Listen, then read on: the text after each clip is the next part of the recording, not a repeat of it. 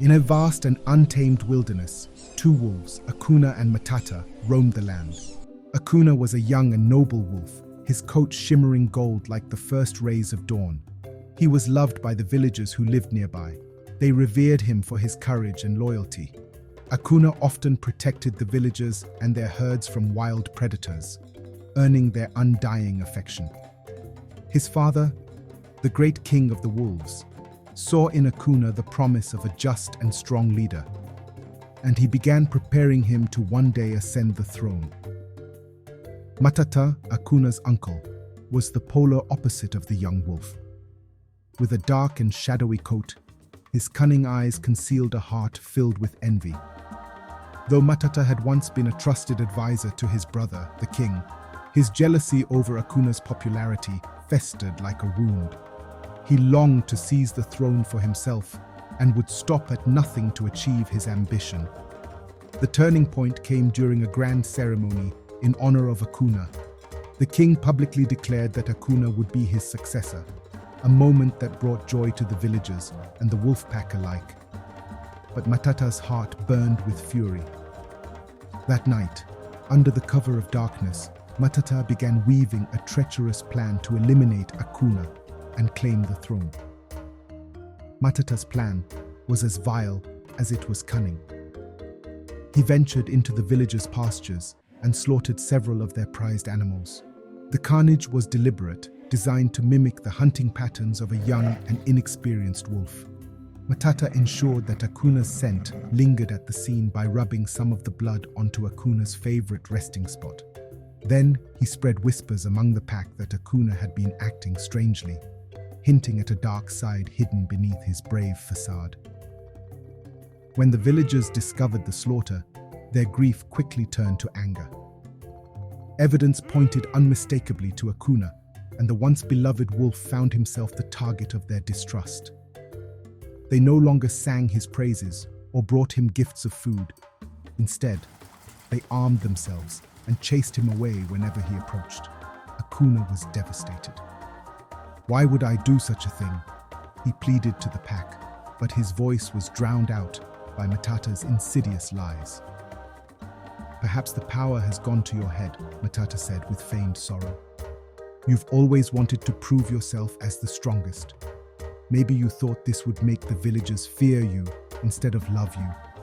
Overwhelmed by guilt and fear, Akuna fled into the wilderness, leaving behind his family, the pack, and the villagers who had once cherished him. Alone, he wandered the barren lands, searching for answers and a way to clear his name. As Akuna journeyed through the wilderness, he met a wise old eagle named Ezoro. Ezoro had watched the events unfold from the skies and had long admired Akuna's spirit. "Why do you wander so far from home, young wolf?" Ezoro asked, landing gracefully on a rock. Akuna hung his head. "I've brought shame to my family and the villagers. I can never return." The eagle tilted his head, his keen eyes glinting. "And yet, I sense no guilt in your heart, only sadness. Tell me your story."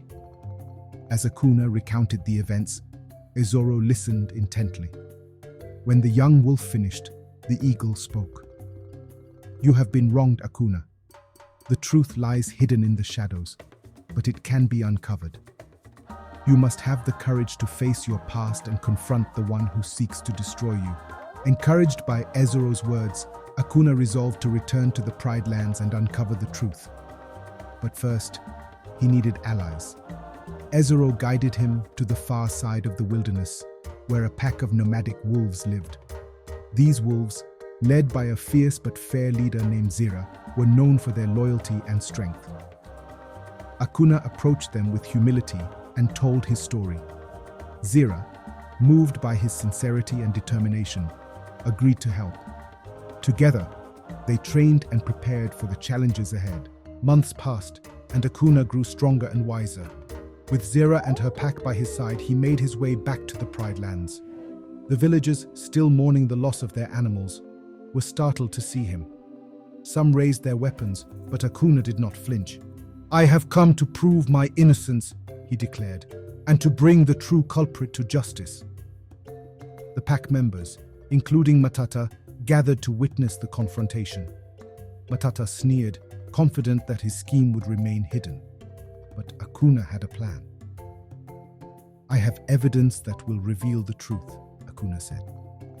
He turned to Ezoro, who had followed him back to the Pride Lands. The eagle carried in his talons a small piece of cloth, a fragment of Matata's coat that Ezoro had seen snagged on a fence near the crime scene. "This was found where the villagers' animals were slain," Ezoro announced. "It matches the fur of Matata." Gasps rippled through the crowd. Matata's confident demeanor faltered, but he quickly recovered. "That proves nothing," he barked. "Anyone could have placed it there." But Akuna was ready. Zera and her pack stepped forward, carrying a scent tracker, a rare and powerful creature known for its ability to follow even the faintest trail. The tracker sniffed the fragment and then turned its attention to Matata, growling low and menacingly. "The tracker has spoken," Akuna said. "Matata, you betrayed our family and sought to ruin me, but your schemes end here." Matata tried to flee, but the pack surrounded him, cutting off his escape. The king stepped forward, his eyes filled with sorrow and disappointment. "You were my brother," he said, "but your actions have left me no choice." Matata was exiled from the Pride Lands, his dreams of power shattered. The villagers, realizing their mistake, begged Akuna for forgiveness. They celebrated his return and pledged their loyalty once more. With the truth revealed, Akuna was welcomed back into the pack and named king. He ruled with wisdom and compassion, always mindful of the lessons he had learned. He understood that true leadership was not about power or fear, but about earning the trust and love of those he served. Please like, comment, and don't forget to subscribe.